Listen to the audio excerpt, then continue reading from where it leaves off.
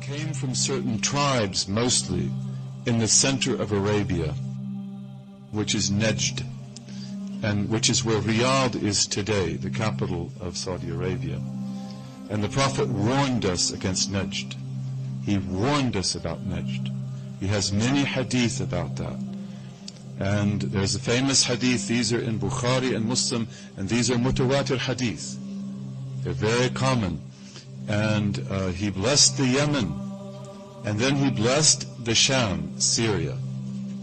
And the Najdi said, bless Najd, and the Prophet didn't answer. And he said, bless Najd, and the Prophet didn't answer. And then he said, bless Najd, and the Prophet did not answer. He never blessed Najd. He never put blessing there, although there are blessed people there.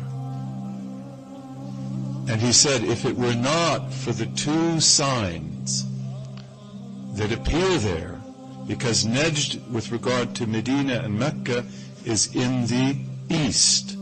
So the sun rises over Najd, and the full moon rises over Najd. Those are the two signs. So he said, if it were not for the two signs that arise over Najd, I would not even look in that direction. That is where the two horns of Satan will appear. The horns of Satan. In one transmission, the horn of Satan. Qarnu shaitan. In another one, qarna shaitan. The two horns of Satan. And those are the Khawarij.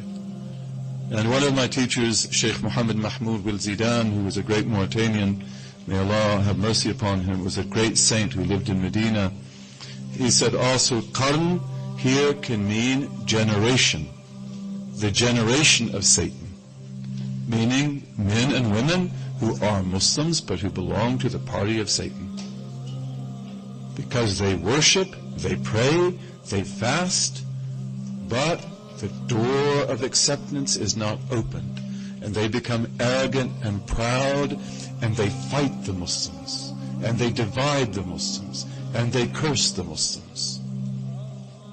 And these warnings are very important. So the Wahhabi movement, it comes out of Najd, the same background. And it is the second horn of Satan. That's what this Mauritanian told me.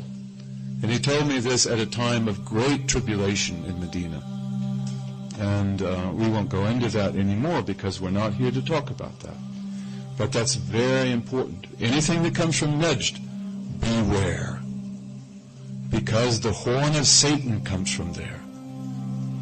And the Khawarij came from there, and then the Wahhabi teaching came from there also. So you have to be very careful. These are people that God opened for them the doors of obedience, but not necessarily the doors of acceptance.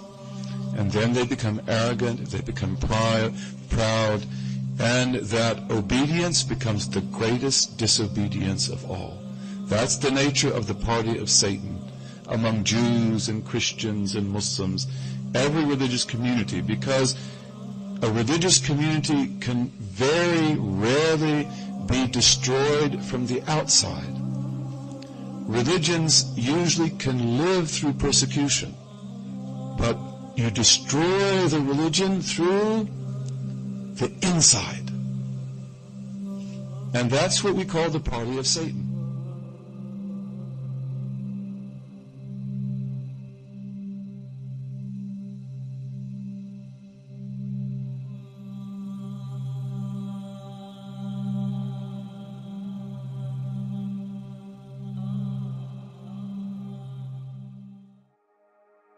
The Saudis are a relic regime of the era of colonialism. This regime has been propped up first by the British, who actually largely invented and funded the Wahhabi movement centuries ago, and then the Americans took it over after the meeting between Ibn Saud and President Roosevelt in 1945.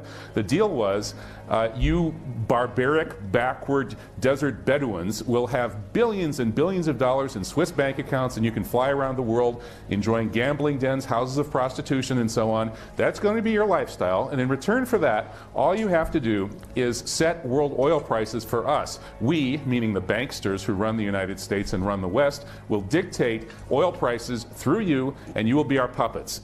And they've been puppets ever since. Today, they are the puppets of this extremist neoconservative wing, and they are stoking the fires of tension and violence throughout the region. They knew this was going to set the region on fire, and that's precisely why they did it.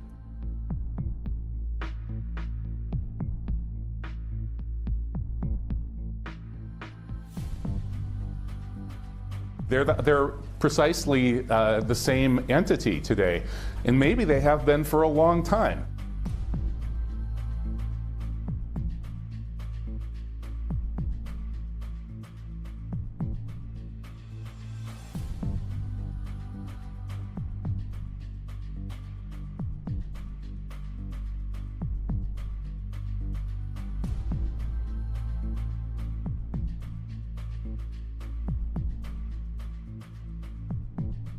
There are indications that the Ibn Saud family may be Don May heretical Jews, that is from a Jewish satanic heresy founded by Jacob Frank and Sabbatai Zvi, people who formally pretended to convert to Islam but actually practiced satanic rituals in private as part of their strange religious view. In any case, whether or not that's true, the interests of the Zionist extremists in Tel Aviv and the Wahhabi extremists in Riyadh are precisely identical. Both sides know that they cannot possibly survive unless the region is in flames. This is what Oded Yinon, the Israeli geostrategist, said back in around 1970-something. He said, we're going to have to smash up the region, balkanize the region along sectarian and ethnic lines by fanning the flames of sectarian and ethnic tension and break up these countries so that Israel can keep expanding. And of course, the hardline Zionists say that Israel's borders are the Nile and Euphrates rivers.